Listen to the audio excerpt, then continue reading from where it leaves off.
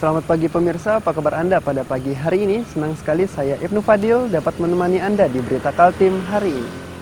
Sejumlah informasi penting telah kami siapkan untuk Anda dan berikut di antaranya.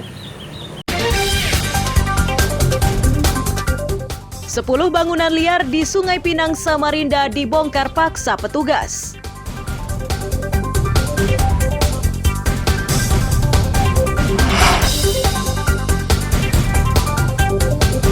Harga bawang merah dan bawang putih di Pasar Segiri Samarinda anjlok.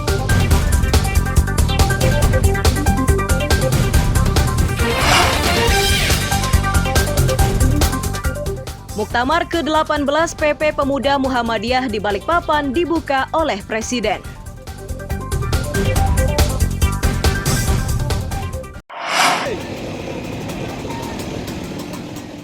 Menggunakan gergaji mesin, Satpol PP di Samarinda Rabu siang membongkar sejumlah bangunan yang dinilai menyalahi aturan. Sasaran petugas kali ini bangunan yang berdiri di Jalan Gerilya, Sungai Pinang. Proses penertiban ini dilakukan secara bertahap dengan dimulai pemberian surat teguran hingga surat peringatan. Dari berbagai upaya tersebut, sebagian pemilik bangunan sudah membongkar sendiri bangunannya, sedang sebagian lain tidak merespon. Umumnya bangunan yang dibongkar petugas adalah bangunan yang berdiri di atas parit.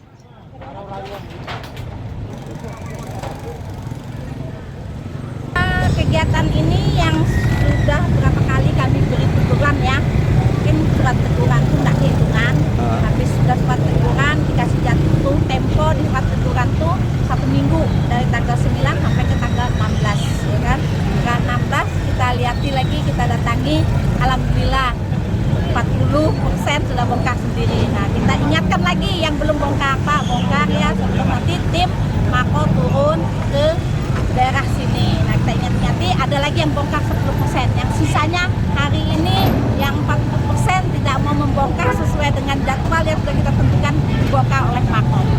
Hari ini mungkin kita perkirakan ada 10 lokasi titik lah istilahnya yang sudah disurati pihak kelurahan dan kecamatan, sudah diingatkan, dan sebagian besar sudah sadar mundurkan diri dia. Mundur ya. Mundur barangnya. Nah, ini yang muncul aja. Kemudian yang disasar ini bangunan di atas parit, kemudian ada atap atau ada apa lagi, Pak? Yang di atas parit. Di atas parit. Di atas parit, kemudian ada teras di atas parit, itu kita ratakan semua. Salah satu pedagang yang ditertibkan menyadari kesalahannya. Ia pun rela lapak tempatnya menjual ikan digusur oleh petugas karena berdiri di atas parit.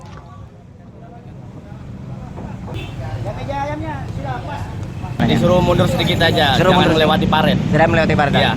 Kalau menurut sampean betul nggak sudah Satpol PP begitu, Bang? Ya, kalau menurut saya sih untuk ketertiban umum sih betul aja. Betul aja ya. Tergantung kesadaran masing-masing aja sih. Kesadaran masing-masing ya. Sekarang sudah sadar, Bang? Alhamdulillah sudah bangun jadi sadar. Abang sudah berapa lama jualan di sini, Bang? Sudah hampir 2 tahun. 2 tahun ya? Ya. 2 tahun ya. Alhamdulillah aja ya. Alhamdulillah. Oke. Bang, sini kan padat. Lalu lintas juga padat, jalannya sempit. Harapan pian gimana, Bang? Ya, kedepannya sih apa ya? Ini jalannya ditinggikan lagi biar tidak banjir lagi sama paritnya. Paritnya ya? Dibagusi lagi lah. Petugas mengimbau kepada pemilik bangunan yang terkena gusur agar tidak mencoba untuk mendirikan bangunan di tempat serupa. Jika tindakan tersebut terjadi, maka petugas akan langsung membongkarnya secara paksa. Amir Hamzah dan Iswanto melaporkan dari Samarinda.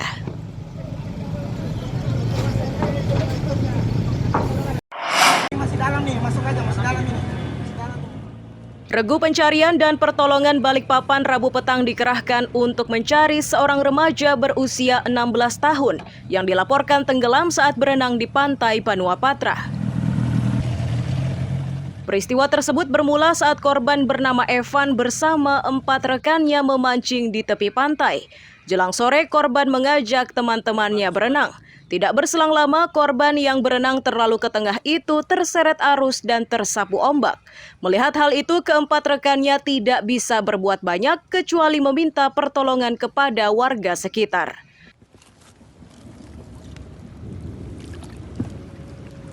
Kami terima informasi laporan kondisi membahayakan manusia, 1 orang anak yang tenggelam di pantai Benua Patra, Balikpapan.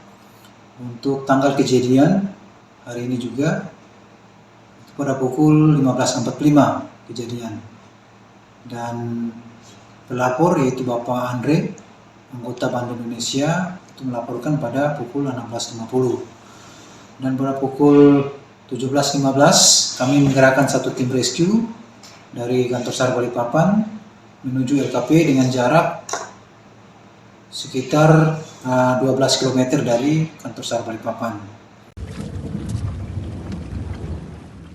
Untuk mencari korban, regu pencarian dan pertolongan menggunakan peralatan khusus untuk mendeteksi keberadaan Evan. Hingga menjelang malam, Evan belum ditemukan. Amir Hamzah melaporkan dari Balikpapan. Kurang dari 16 meter. Sini ke sana, ke pinggir dari sini.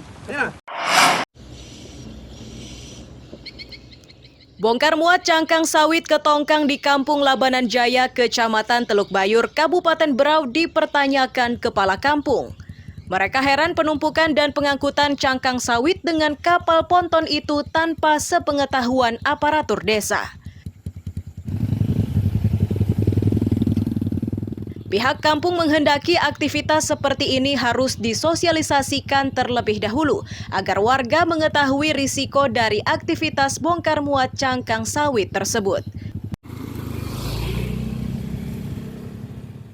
Pihak desa juga kecewa karena pelaku usaha bongkar muat ini tidak pernah menghubungi aparatur desa untuk meminta izin atas aktivitas yang dilakukannya.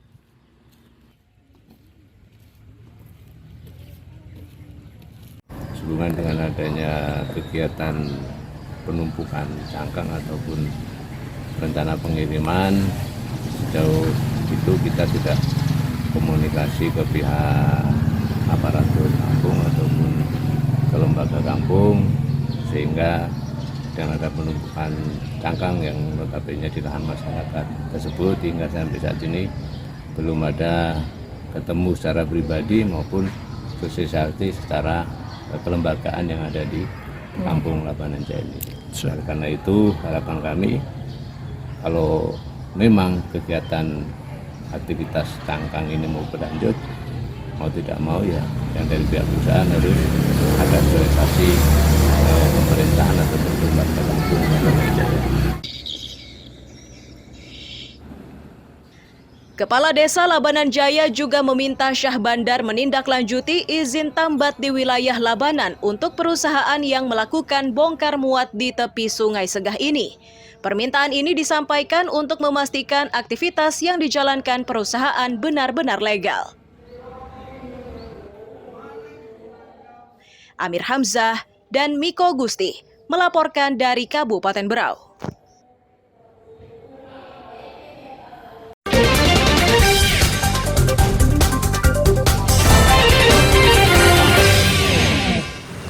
Masih bersama saya Ibnu Fadil, pemirsa Anda kembali menyaksikan 3 berita utama Kaltim hari ini.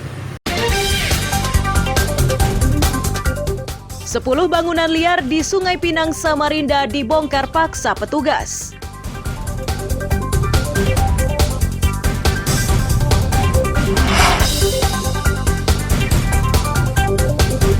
Harga bawang merah dan bawang putih di Pasar Segiri Samarinda anjlok.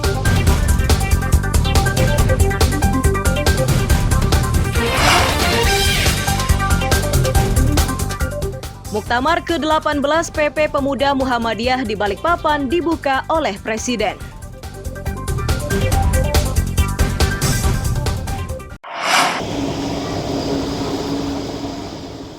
Harga eceran bawang merah dan bawang putih di Pasar Segiri Samarinda anjlok. Bawang yang biasa dijual dengan harga Rp38.000 per kilogram, kini menurun menjadi Rp33 hingga Rp35.000 per kilogramnya. Penurunan harga terjadi menyusul pasokan bawang yang terus meningkat, sedang daya beli warga menurun. Umumnya pasokan bawang di Pasar Segiri ini berasal dari Kalimantan Selatan dan Palu. Terkait kemungkinan harga kembali naik saat Ramadan dan Idul Fitri, pedagang menyebut sangat tergantung dengan pasokan ke pasar dan tingginya permintaan komoditas.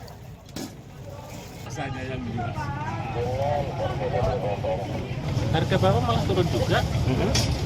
Dari sebelumnya berapa Pak? Yang kemarin sempat 38, sekarang sudah bisa ke 33, 35. 3335. Pak, ini kan mendekati bulan Ramadan ya. Biasanya untuk lombok dan bawang ini gimana Pak fluktuasinya? Ya kalau memang biasanya pas waktu kebutuhan muda ya naik. Yang penting suplai ada ya normal. Kalau suplai kurang langsung lonjak itu. Pasar sini itu bisa saja gitu. Kalau suplainya sendak langsung itu langsung ya naik gitu. Atau suplainya normal ya ada gejala naik tapi nggak seberapa. Kalau kondisi saat ini suplainya gimana Pak, bawang dan lombok ini Pak? Alhamdulillah, kalau suplai barang ini alhamdulillah. Walaupun kemarin sempat banjir di selatan, barang dari lokal dari Banjar sama dari Palu nyukupi. Pedagang berharap harga kebutuhan pokok jelang Ramadan tahun ini tetap stabil agar daya beli masyarakat tetap tinggi. Amir Hamzah dan Iswanto melaporkan dari Samarinda.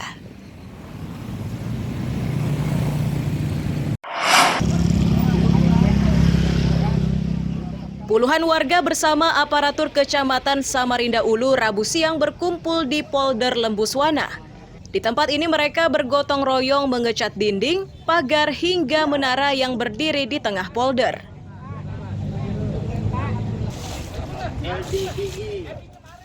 Camat Samarinda Ulu Muhammad Fahmi menyatakan kegiatan ini merupakan bagian dari upaya untuk mempercantik polder agar pengunjung nyaman karena lokasinya bersih dan indah.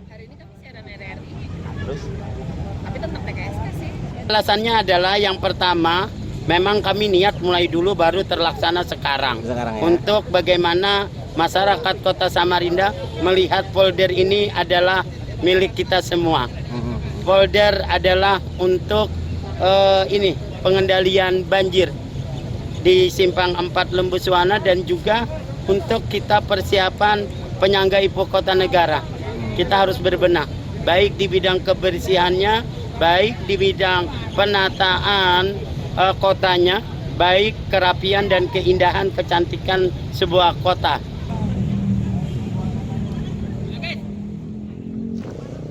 Warga yang ikut bergotong royong menyatakan tujuan kegiatannya tersebut adalah untuk mempercantik polder, sekaligus untuk merayakan hari jadi ke-355 Kota Samarinda dan HUT ke-63 Pemkot Samarinda.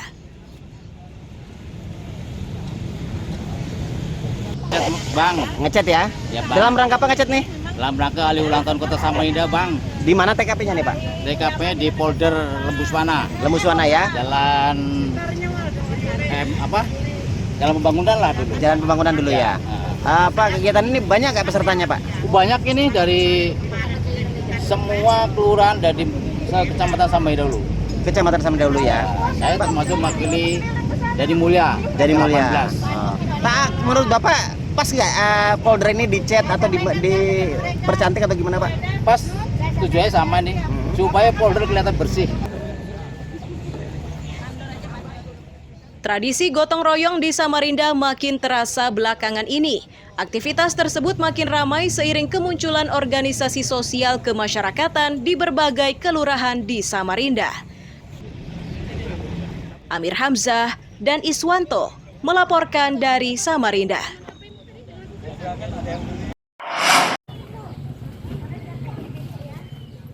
Paket sembako yang diangkut dari Polres Berau ini akan dibagikan kepada korban banjir di Desa Tumbit Melayu, Kecamatan Teluk Bayur, dan Tumbit Dayak, Kecamatan Sambaliung, Rabu siang. Total 200 paket berisi beras, mie instan, dan air mineral yang dibagikan kepada korban banjir. Wakapolres Berau menyatakan penyerahan bantuan ini tujuannya untuk meringankan beban para korban yang sudah beberapa hari tidak bisa beraktivitas akibat genangan air yang cukup tinggi. Kita mendengar adanya musibah banjir di daerah Sambaliung makanya Bapak Kapolres memerintahkan kami untuk melakukan kegiatan bantuan sosial kepada beberapa rumah yang terkena dampak banjir sehingga dapat meringankan beban para korban banjir. Penyaluran bantuan ini disambut gembira oleh warga. Mereka saat ini sangat membutuhkan bantuan air bersih karena air yang ada sangat kotor. Selama ini alhamdulillah ini bisa meringankan kami untuk bahan makanan kami sebagai warga Tengkulak. Yang paling dibutuhkan apa sih Pak selama ini Pak? Kalau yang kemarin-kemarin itu air minum Pak. Air minum. Sama kebutuhan lain Pak? Bahan pokok. Bahan pokok ya banyak masih bisa kita sedikit. Banjir di Tumbit Dayak dan Tumbit Melayu ini sudah berlangsung 4 hari. Saat pertama banjir ketinggian air hampir 1 meter. Amir Hamzah dan Miko Gusti melaporkan dari Kabupaten Berau.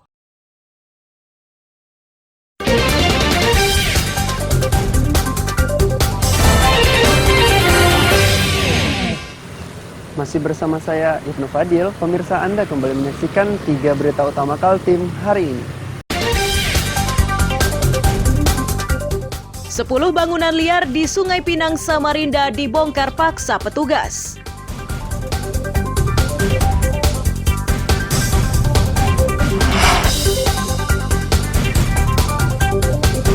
Harga bawang merah dan bawang putih di Pasar Segiri Samarinda anjlok.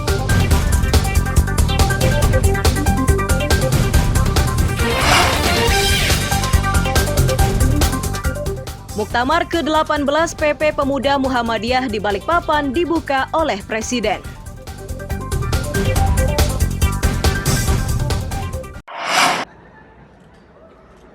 Nanti coba akan saya cek ke beliau.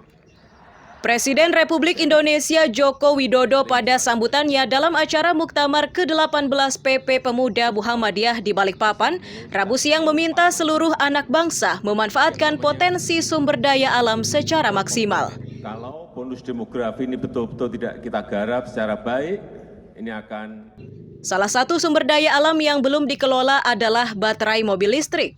Presiden Jokowi meyakini Indonesia berpotensi menjadi produsen mobil listrik terbesar di dunia jika sumber daya alamnya mampu dikelola dan diproduksi di dalam negeri. Saya baru tahu Cak Nanto ternyata... Presiden Jokowi mencontohkan Taiwan dan Korea Selatan yang kini menjadi negara yang sangat dibutuhkan dengan produksi chips dan digital komponen. Dari potensi alam Indonesia, maka Presiden meyakini Indonesia mampu melakukan hal tersebut. Korea Selatan itu memiliki yang namanya digital komponen, yang semua negara, semua perusahaan itu membutuhkan itu. Taiwan itu memproduksi yang namanya chip, yang semua negara, semua perusahaan besar itu membutuhkan dan tergantung pada mereka. Oleh sebab itu, kita juga harus memiliki produk barang yang negara lain tergantung pada kita. Dan bahan-bahan mentahnya ada di Indonesia semuanya. Yaitu yang sering saya sampaikan, EV baterai. Baterai mobil listrik. Yang nantinya ekosistem ini akan menjadi ekosistem besar, menjadi produsen mobil listrik. Karena kita nikel punya. Nikel kita memiliki. Tembaga kita memiliki. Timah kita memiliki. Boksit kita memiliki, semua komponen yang dibutuhkan mobil listrik itu ada semuanya di Indonesia. Usai memberikan sambutan, Presiden membuka secara resmi Muktamar PP Pemuda Muhammadiyah ke-18. Sesuai jadwalnya, Muktamar ini akan berlangsung dari tanggal 21 Februari hingga 24 Februari 2023. Amir Hamzah, dan tim liputan melaporkan dari Balikpapan.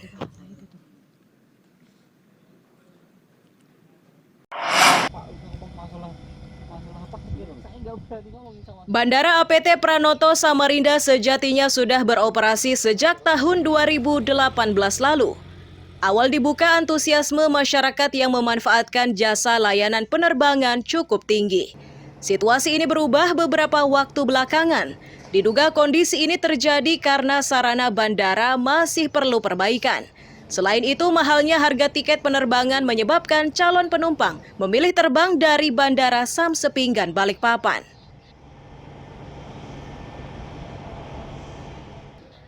Pengelola bandara menyatakan sudah melakukan beberapa langkah untuk meningkatkan mutu dan layanan. Salah satunya adalah perbaikan drainase agar landasan pacu tidak lagi terendam saat hujan, serta penambahan garbarata atau belalai gajah. Bandara ini pun memiliki rencana untuk melayani penerbangan malam hari.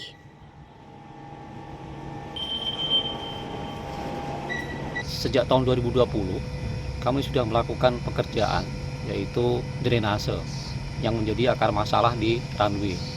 Kemudian taxiway Alpha itu sudah kami lakukan. Di tahun ini, tahun 2021 itu sudah rekonstruksi runway dan ada taksi Alpha. Jadi artinya kita sudah berbenah. Ya. Kemudian di tahun ini pula itu kita juga sudah di-approve oleh pusat terkait dengan pengadaan garbarata, dan tampak dari luar, dari mau masuk pintu gerbang APT Pranoto juga nanti akan ada landscape baru. Nah, itu juga merupakan supaya APT Pranoto menjadi lebih hidup. Mengenai mahalnya harga tiket penerbangan, pengelola bandara akan melakukan komunikasi dengan maskapai. Diharapkan dari beberapa langkah ini, antusiasme warga untuk terbang dan datang melalui Bandara APT Pranoto kembali ramai. Ini belum jadi BLU aja udah logonya. Amir Hamzah dan Iswanto melaporkan dari Samarinda.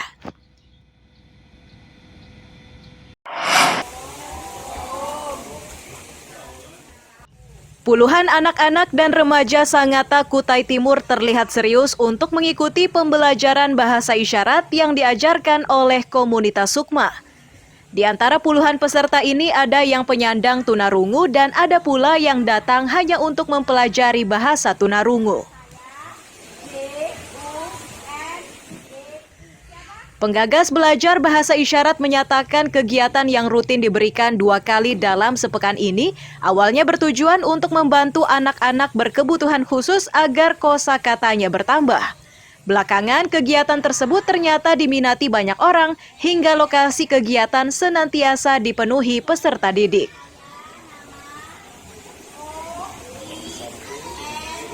Harapannya dengan kelas isyarat ini juga bisa meningkatkan kesadaran inklusif, masyarakat yang inklusif. Jadi masyarakat khususnya di Sangatta Utara dan Kabupaten Kutai Timur ini bisa sadar atas keberadaan anak-anak disabilitas, khususnya tunarungu. Jadi seandainya mereka bertemu dengan teman-teman tunarungu, mereka itu bisa berkomunikasi, gitu. Tidak memandang sebelah mata keberadaan anak-anak tersebut. Peserta bahasa isyarat tertarik dengan kegiatan ini karena ingin dengan mudah berkomunikasi bersama rekannya yang menggunakan bahasa isyarat. Bila sudah menguasai bahasa isyarat, mereka akan ajarkan kembali kepada rekan-rekannya yang lain. Pastinya mendapatkan ilmu baru. Terus itu yang kedua, kemungkinan kalau misalkan nanti ada kuliah atau ikut seperti lomba ataupun aktivitas apapun, itu mungkin bisa dipakai sebagai salah satu media saya untuk menunjukkan keahlian saya dalam saya mempelajari dari kelas bahasa isyarat ini. Komunitas Sukma atau Sunyi Bermakna masih membuka kesempatan pada setiap orang untuk mengikuti program belajar bahasa isyarat ini. Jadwal belajarnya 2 kali seminggu dan diberikan secara gratis. Amir Hamzah dan tim liputan melaporkan dari Kutai Timur.